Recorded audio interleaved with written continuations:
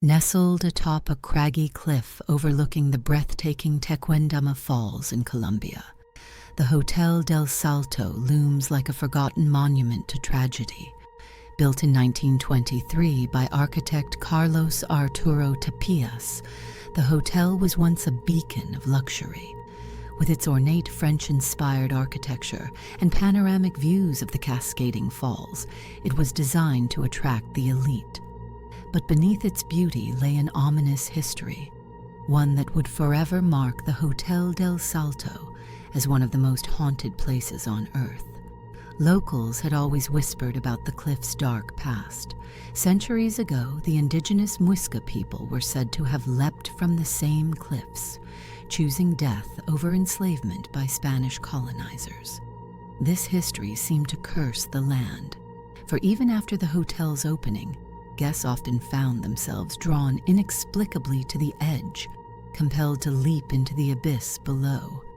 Elena Martinez had heard of the infamous Hotel of the Leap while researching haunted locations for her travel blog.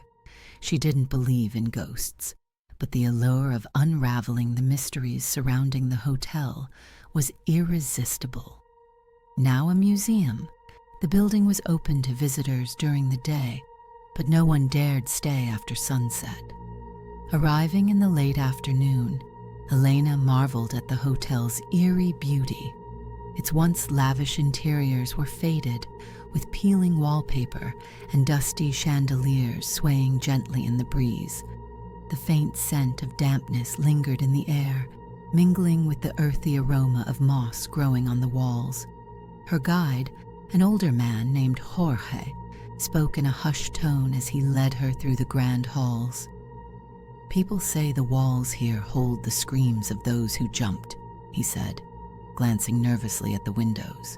"At night, you can hear footsteps, whispers, and sometimes laughter." Elena raised an eyebrow. "Laughter? That's unusual for a haunting." Jorge hesitated. "They say it's the spirits luring others to join them. Many who stayed here alone never left." She smiled politely, jotting down notes.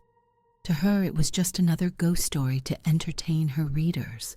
But as Jorge led her to the balcony overlooking the falls, she felt an unshakable sense of unease. The view was mesmerizing, yet it seemed to pull at her, whispering promises of peace and freedom. "You feel it, don't you?" Jorge asked, his voice almost a whisper. "That's what they all say. The pull." Elena shrugged off the sensation, blaming it on the height. "I'll be fine," she said. "Thank you for the tour." Determined to prove the legends were just myths, Elena bribed a museum staff member to let her stay after hours. Armed with her camera, a flashlight, and a digital recorder, she prepared to document any paranormal activity. As the sun dipped below the horizon, shadows swallowed the hotel. The once picturesque halls now seemed menacing, each creak of the wooden floorboards echoing like a warning. She set up her camera in the grand ballroom, where many guests had reportedly seen ghostly figures waltzing in the moonlight. Hours passed with no activity, and Elena began to feel foolish.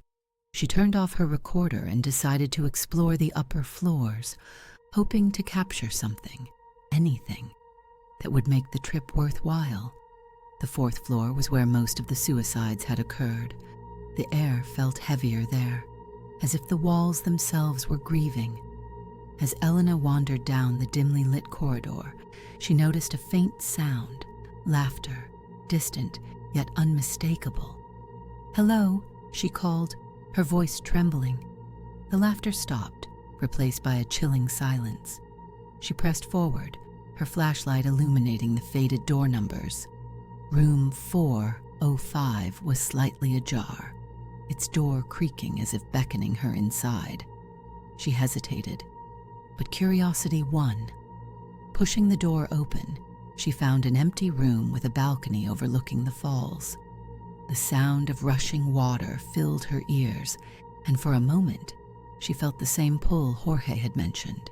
Her feet moved toward the balcony, as if guided by an unseen force. Suddenly, her recorder crackled to life in her pocket. A distorted voice whispered, "Join us." Elena froze, her blood turning to ice.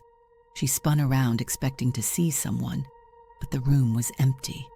Panic set in as the door slammed shut behind her, plunging the room into darkness. The laughter returned, louder this time, echoing all around her.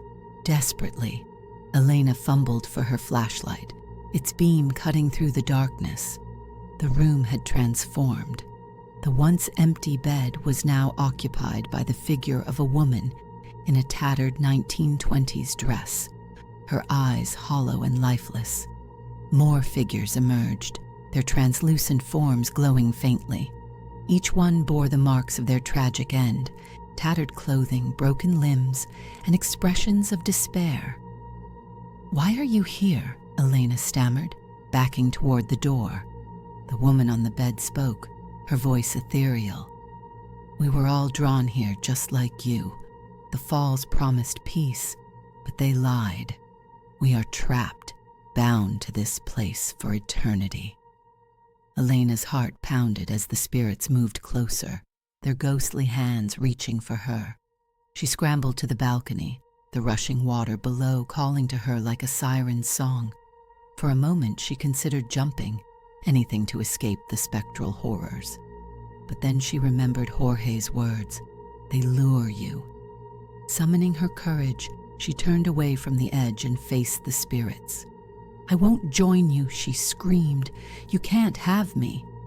The ghosts paused, their forms flickering like a dying flame. The woman on the bed smiled, a sad, knowing expression.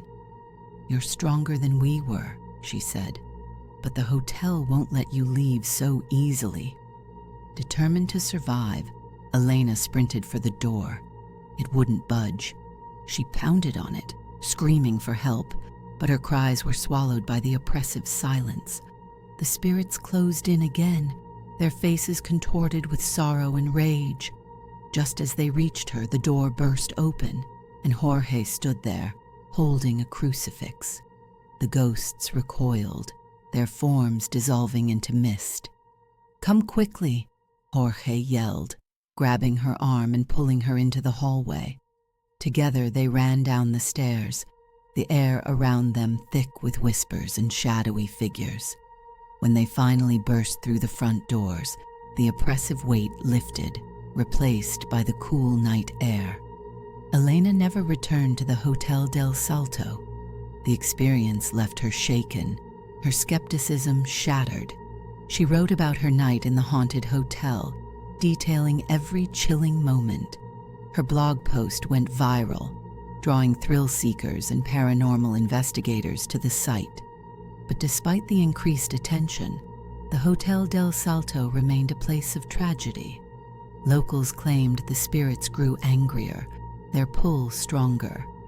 Elena often wondered if she had truly escaped, or if a part of her soul remained trapped within the cursed walls.